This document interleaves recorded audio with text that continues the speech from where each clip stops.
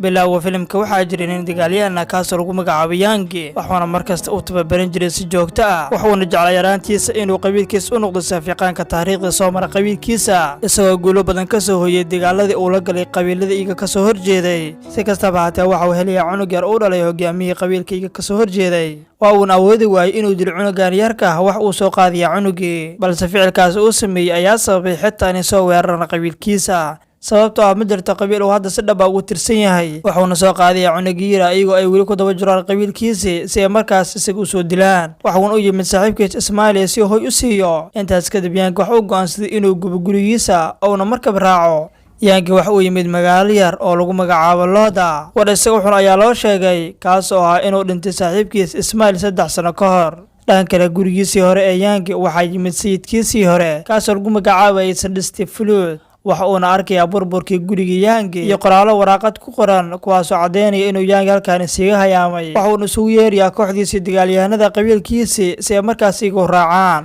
markaan Yangi dadkii magaalada jooga waa ay la yaabiyeen ninkaan soo galay magaaladooda waxaana halkaan kula kulmaya nin cabsan oo sakhraansan kaasoo lagu magacaabo Ron waxa kale oo arkayaa ninka lagu magacaabo 8 Ball waxaana markaan la seenayaa hooy isagoo markaas la keenay qolkii saaxiibkiisii dhintay Ismaaciil naag lagu magacaabo Leyna ayaa halkaan ku soo weeraraysa iyadoo markaas ku dhufanaysa usheeda Yangi waa isxakameynaya waxayna raargelin ka bixinaysaa wixii Yangi ku sameysay waxayna u sheegaysaa inay saaxiibayeen saaxiibkiisii dhintay Ismaaciil waxaan u maleynaysaa inuu Yangi ku noqon doono cadow dagaalyahanna kaasoo u dhool cadeynay iyaga waxayna leedahay bari waa inaad ganacsataa weliba aad u ganacsataa sida saaxiibkaagii hore oo kale markaana waxa uu dulyimaadaya cunugiisii yar isagoo go'aansaday inuu bixiyo magaca Abriil ma jeclinaan filimka ka dhaxgalo balse haddii aad weli muuqaalka iska daawanayso oo aad noo laagreey muhiim ay noo tahay haddii aad nagu cusub tahay nagu soo biir kasoo gudub Yangi subaxdii xigtay waxa uu diyaar u yahay inuu ganacsado balse 3 dhalinyaro ayaa halkaas ugu imaanaysa iyagoo doonaya inay xoog u sheegtaan oo ay foodeeyaan laakiin dhalinyaradii waxaa ka celinaya ninkii 8 Ball lahaa waxaana waqti xaadirkaas martiqaadaya Yangi iyo cunugiisii yar ay Abriil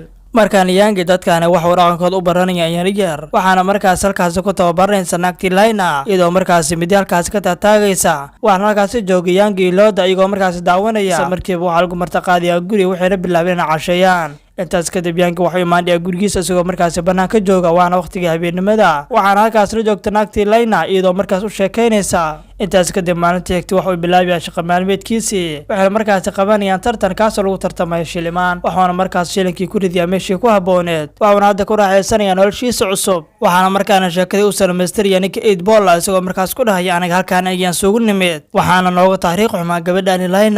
Leyna waxay ka soo fakatay qabiilkeedii maadaama ay qabiilkeedii ku soo weerareen tuuladii ay deganaayeen waxaana waqtigaas ahayd gabar yar iyadoo markaas halkaas ka soo cararaysa laakiin waxaa halkaas lagu dilayaa waalidkeedii aabeed iyo hooyadeeda iyadan halkaas waa ay ka soo dhaqaajinaysaa iyadoo ugu dambeyntii timid tuulada markaan Yangi wax uu fahmayaa taariikhda saxda ah ee Leyna markaan waatana Leyna iyadoo markaas ku ciyaaraysa bacaadka waxaana halkaas la joogay cunugii yar ee Yangi iyo ninkii Yangi ahaa waxaana markaas bilaawday inay la sheekaysto ninkii Yangi ahaa balse markaan ninkii Yangi ayaa markaas ku dhahaya waxaan u maleynayaa adiga ma taqaanid wax tababar ah markaas ayay ku leedahay maxaan kugu cadeeyaa waxaana markaas istaagaya halkii markaas ku dhufareysay midida isagoo markaas indhaha ka xiraya waxaana markaas ku leeyahay waana soo tuurtaa midida isla markiiba Leyna waxay tuuraysaa mididii iyadoo markaas aan ku dhufinaynin Yangi waxayna ku dhufinaysaa alwaaxi waayna soo baxayaan iyagoo markaas sheekaysanaya markaana Leyna waxay yar ugu soo dhawaanaysaa ninkii Yangi ahaa iyagoo markaas sheeko dheer wada qaadanaya waxay markaan wax ka weydiinaysaa isaga noloshiisii hore waxaan markaas u leeyahay aniga waxa lagu soo takoray cunugan yar oo aan la soo baxsaday sidaas awgeed ayaan halkaan u imid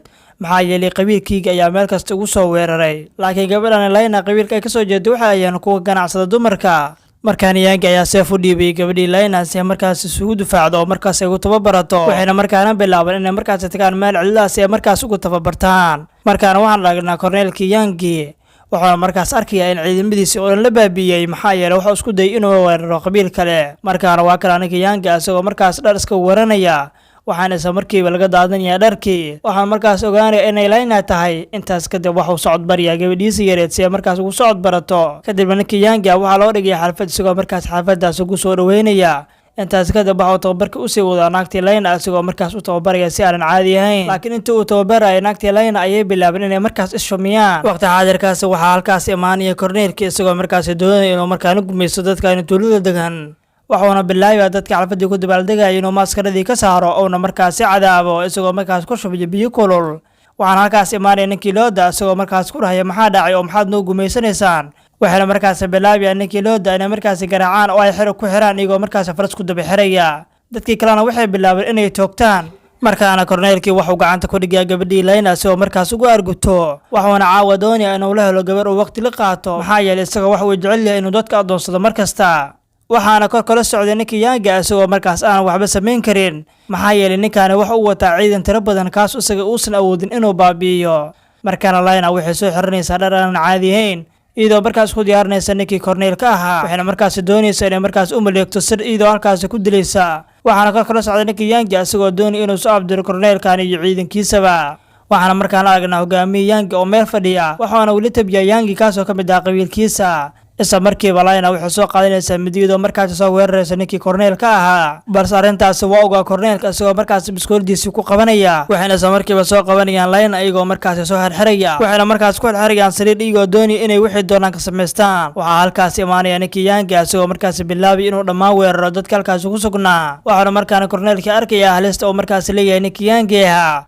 waxaana markaas bilaabaya inuu la cararo Layna isagoo markaas ka tooriya dhismihii waxaana markaas isku dayay inuu baxsado halkaan ka cararo waxuna fuulay farastiisa laakiin wuxuu ka dhacayaa farastii intaas kadib waxa markaas qoorta ka jaray ninkii Yanga isagoo halkaas ku dilaya waxaana markaas dariya farastii kaligeeda markaana waa kana ninkii Yanga isagoo markaas badbaadiyay ummadii halkaan ku sugneed waxaana markaas la sheekaysanaya ninkii 8 bool ahaa markaan Yanga ayaa u soo jeedinaya inuu markaan doonayo inuu tuuladan isiga tago intuu markaas helin hogaamihiisa waxayna markaan bilaabayaan inay si wadajir ugu doodaan arrintaasi laakiin dadkii waxay ku dhahayaan anaga kaama maarano maxaa yeelay waxaad noo tahay garabkeena markaan Yanga wuxuu aqbalaya inuu joogo oo markaas uu caawiyo dadka halkaan ku dhaqan markaana waatana Layna iyadoo markaas la sheekaysanaysa ninkii Yanga iyadoo markaas ku dhahaysa balka waran maxaa dhici doona haddii uu yimaado hogaamiyahada balse isaga ma siinay wax jawaab ah markaana waa kana ninkii Yanga iyo ninkii looda ahaa waxaana markaas looda ku leeyahay wax isay geesinimo buuxda maxaa yeelay markii hore waxaana mid iska caba oo aanan dareelin naftiisa waxa kale waran u sheegaya inuu markasta ogaa ninkan Yanga inuu yahay nin dagaalyahan kaas horistiisa wata Yanga waxa uu jawaabaya inuu mar walba isaga garanayay ninkan Ronna sidaas daraadid Ron waxa markaas ugu mahadcelinaya caawinaad uu caawiyay ninkan Yanga isagoo markaas gacanta gelinaya waxayna markaas yimaadeen beerta iyagoo markaas halkaas ku wada sheekaysanaya waxaana Ron u sheegay inuu isaga xitaa ahaa nin dagaalyahan oo aad u halis badan balse xaaskeyga ayaa ka codsatay inaanan qori dambe qaadin oo aanan dagaal dambe gelin markaana waa kana Yanga isagoo markaas safsiinay Layna maxaa yeelay waxa laga yaabaa in halkaan soo weeraraan hogaamiyaha qabiilkiisa waxaana isla markiiba diyaarinaya ciidankii tuulada si ay markaas isugu difaacaan ciidamada aniga soo weerari doona waxaana markaas fooliyaan kor iyagoo markaas diyaarsanay hubkoodii iyo qoryahoodii laakiin isla markiiba waxa halkaas imaanaya fardii qabiilkiisa iyagoo markaas soo weeraraya waxaana markaas u dhigeen dabino badan waxaana markaas la qarxiyay dabinadii oo halkaas ugu dhigeen waxaana badi halkaas ugu baaba'aya qabiilkii iyaga soo weeraray iyagoo markaas uu ku dhacay jab aan caadi ahayn markaana qabiilkii way soo dhaqaajinayaan si ay markaas tuulida hore ugu soo galaan laakiin halkaas waxa ku dugnaa qorshe kale iyagoo markale halkaas ku baaba'aya waxayna markaas soo fooliyaan halkii markaas ku sugnaa looda si ay markaas halkaas ugu tagaan laakiin waxa halkaas ku tooganaya ninkii looda isagoo markaas baabi'inaya markii halkaas fuuleen waxa halkaas ugu imaanaya dadkii tuulada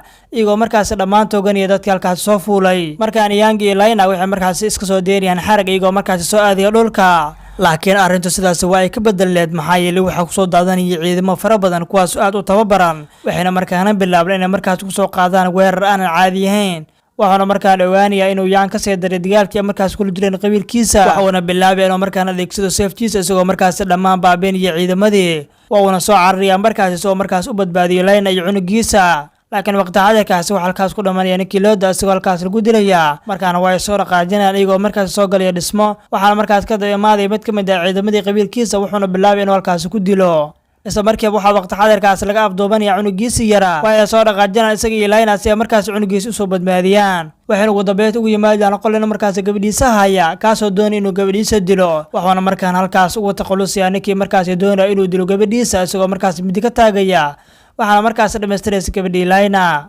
intaas kadib waxa uu soo qaadanaya cunugiisa isagoo markaas deed u soo aadaya hogaamihiisa markaan aniga Yanga waxa soo markiiba weerar ku soo qaadaya hogaamihiisa laakiin hogaamihiisa ayaa markaas iska xiriyay seefta waxaana markaas adeecaya hogaamihiisa isagoo markaas ku dhahaya gacantiisa kuma qabato